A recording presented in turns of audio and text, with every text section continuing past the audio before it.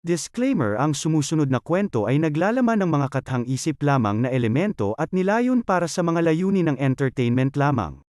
Anumang pagkakahawig sa mga aktwal na tao, buhay o patay, o totoong pangyayari ay nagkataon lamang. Ang mga pangyayaring inilalarawan sa kwentong ito ay gawa ng imahinasyon ng may akda at hindi dapat bigyang kahulugan na sumasalamin sa katotohanan sa anumang paraan. Sa isang tahimik na nayon na nasa pagitan ng mayayabong na palayan at makapal na kagubatan, may nakatirang isang batang mag-asawa na sabik na naghihintay sa pagsilang ng kanilang unang anak. Si Rosa, ang umaasam na ina, ay nasa kanyang ikatlong trimester, at bagamat napaliligiran siya ng pagmamahal at suporta mula sa mga taga-nayon, may malalim na takot na sumakit sa kanya. Ang kanyang lola ay palaging nagkukwento sa kanya tungkol sa aswang, isang nakakatakot na nilalang na nagbabago ng hugis na nambibiktima sa mga buntis at kanilang hindi pa isinisilang na mga sanggol. Isang gabi, habang nakaupo si Rosa at ang kanyang lola sa balkonahe ng kanilang maliit na nipahut, hinawakan siya ng kanyang lola, seryoso at puno ng pag-aalala ang kanyang mga mata. Rosa, dapat kang mag-ingat. Ang aswang ay laging nakamasid, naghihintay ng sandali ng kahinaan. Naakit sila sa mga hindi pa isinisilang na sanggol, lalo na kapag nag-iisa ang ina. Anong dapat kong gawin, Lola? Paano ko po mapoprotektahan ang baby ko?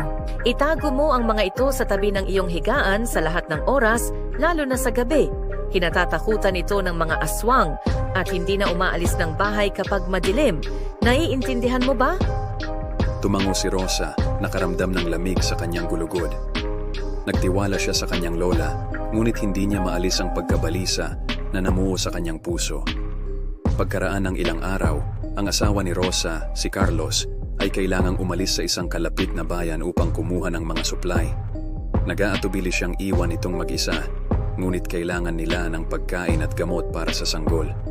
Bago umalis, sinigurado niyang ilock ang lahat ng pinto at bintana na nag-iiwan sa kanya ng dagdag na probisyon.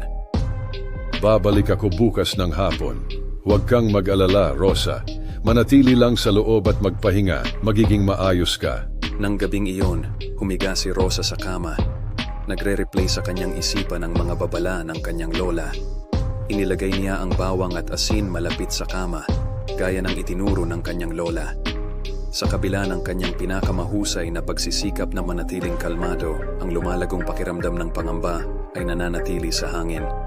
Ang gabi ay hindi karaniwang tahimik. Walang mga tunog ng mga kuliglig. Walang hangin na humahampas sa mga puno.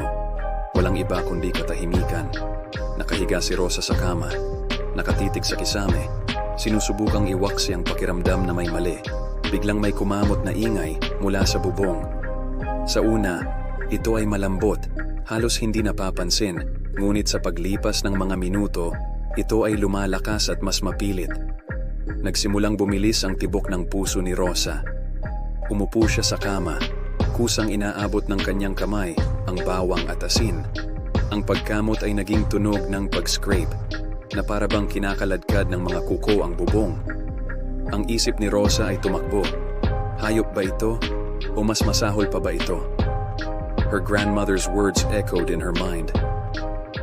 Ang aswang ay laging nanonood. Nagsimula ang takot habang lumalakas ang mga ingay at may naririnig siyang mabigat na gumagalaw sa itaas niya. Binalot siya ng takot na parang isang bisyo, ngunit alam niyang hindi siya maaaring sumuko. Inipon ang kanyang lakas ng loob, ikinalat ni Rosa ang bawang at asin sa paligid ng kama. Nagdarasal na ito ay sapat na upang maprotektahan siya at ang kanyang hindi pa isinisilang na anak.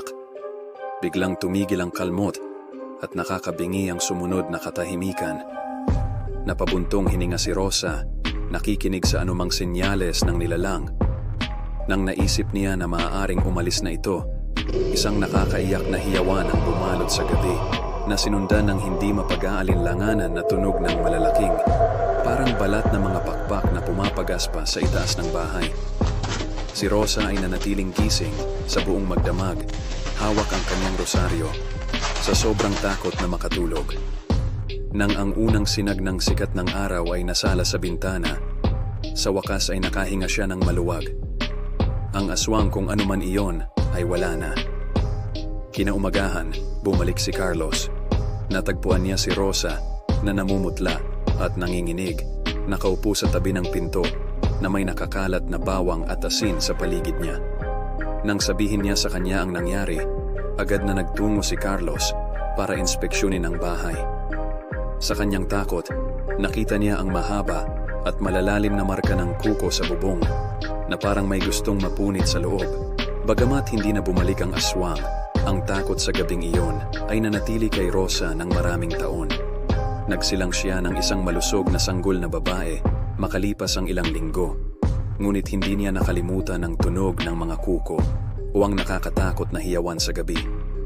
Mula sa araw na iyon, si Rosa ay laging naglalagay ng bawang at asin sa tabi ng kanyang higaan na hindi nagpapabaya sa anumang oras.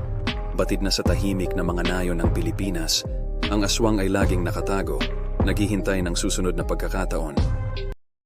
Salamat sa pagpapahintulot sa amin na akitin ang iyong imahinasyon, pakiligin ang iyong mga pandama, at dalhin ka sa mga mundong parehong hindi ka panipaniwala at nakakatakot.